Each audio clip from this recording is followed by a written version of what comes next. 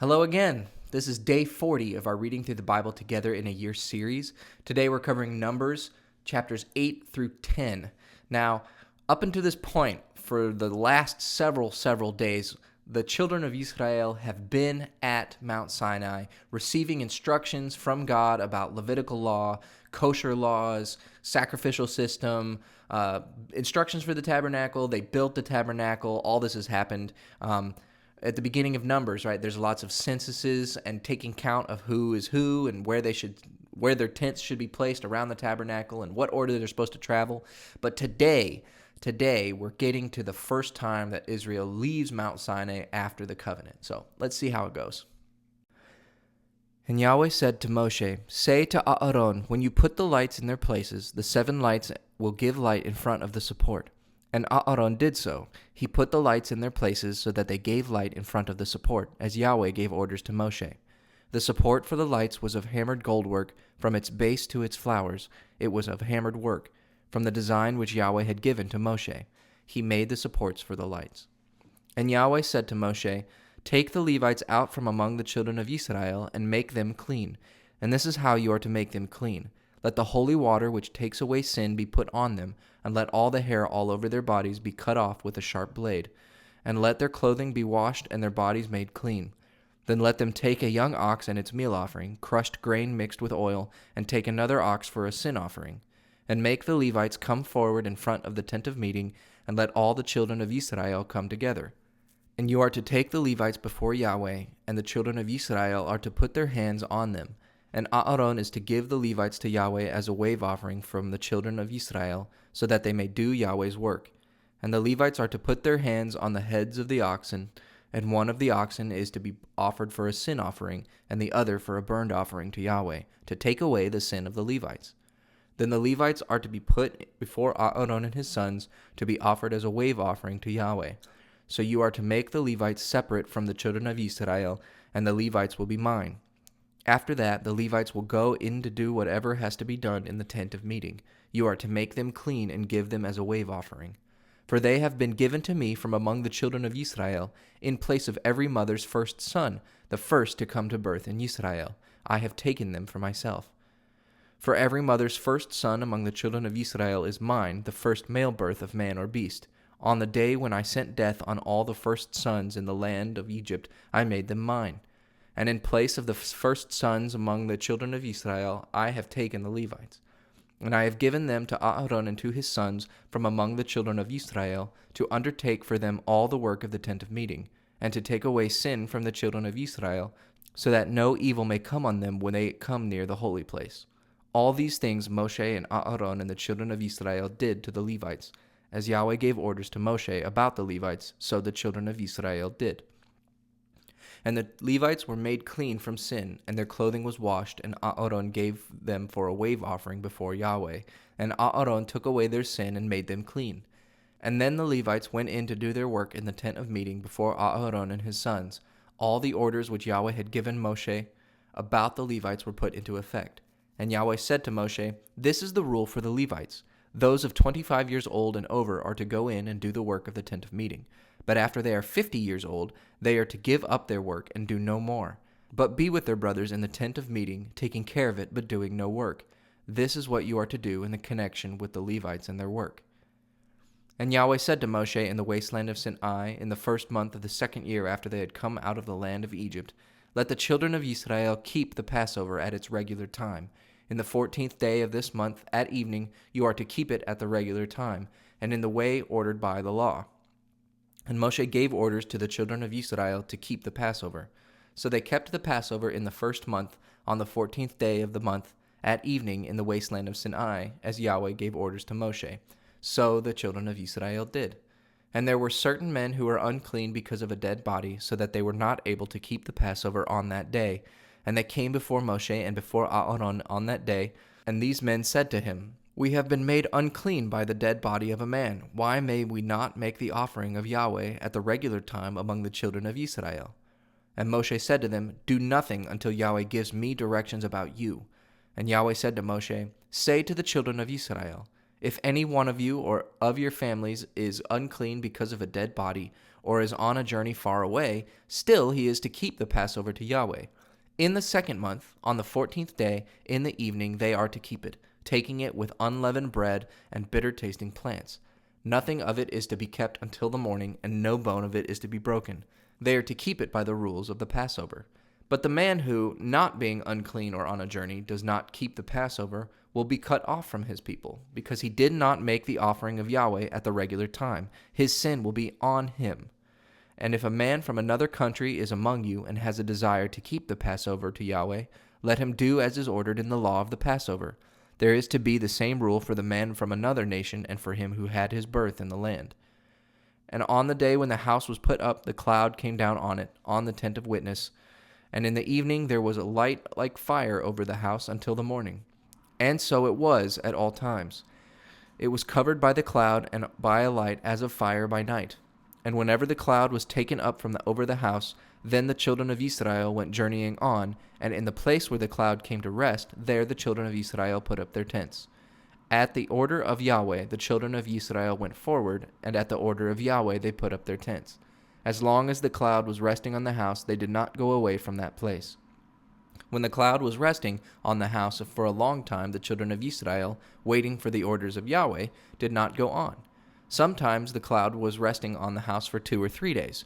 Then, by the order of Yahweh, they kept their tents in that place, and when Yahweh gave the order, they went on. And sometimes the cloud was there only from evening to morning. And when the cloud was taken up in the morning, they went on their journey again. Or if it was resting there by day and by night, whenever the cloud was taken up, they went forward. Or if the cloud came to rest on the house for 2 days or a month or a year without moving, the children of Israel went on waiting there and did not go on. But whenever it was taken up, they went forward on their journey. At the word of Yahweh they put up their tents, and at the word of Yahweh they went forward on their journey.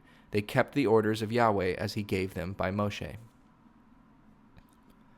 And Yahweh said to Moshe, Make 2 silver horns of hammered work to be used for getting the people together and to give the sign for the moving of the tents. When they are sounded, all the people are to come together to you at the door of the tent of meeting. If only one of them is sounded, then the chiefs, the heads of the thousands of Israel, are to come to you. When a loud note is sounded, the tents placed on the east side are to go forward. At the sound of a second loud note, the tents on the south side are to go forward. The loud note will be the sign to go forward. But when all the people are to come together, the horn is to be sounded, but not loudly. The horns are to be sounded by the sons of Aaron the priests. This is to be a law for you forever, from generation to generation. And if you go to war in your land against any who do you wrong, then let the loud note of the horn be sounded, and Yahweh your God will keep you in mind and give you salvation from those who are against you. And on days of joy and on your regular feasts and on the first day of every month, let the horns be sounded over your burnt offerings and your peace offerings, and they will put Yahweh in mind of you. I am Yahweh your God. Now in the 2nd year, on the 20th day of the 2nd month, the cloud was taken up from over the tent of witness. And the children of Israel went on their journey out of the wasteland of Sinai, and the cloud came to rest in the wasteland of Paran. They went forward for the first time on their journey as Yahweh had given orders by the hand of Moshe. First the flag of the children of Yehudah went forward with their armies, and at the head of his army was Nachshon the son of Amminadab, and at the head of the army of the children of Issachar was Nethanel the son of Zuar, and at the head of the army of the children of Zebulun was Eliab the son of Helon.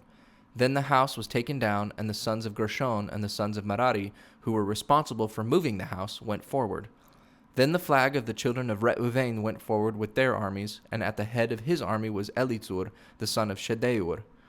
And at the head of the army of the children of Shimon was Shelumiel, the son of Zurishaddai. At the head of the army of the children of Gad was Eliasaph, the son of Reuel. Then the Kohathites went forward with the holy place. The others put up the house ready for their coming.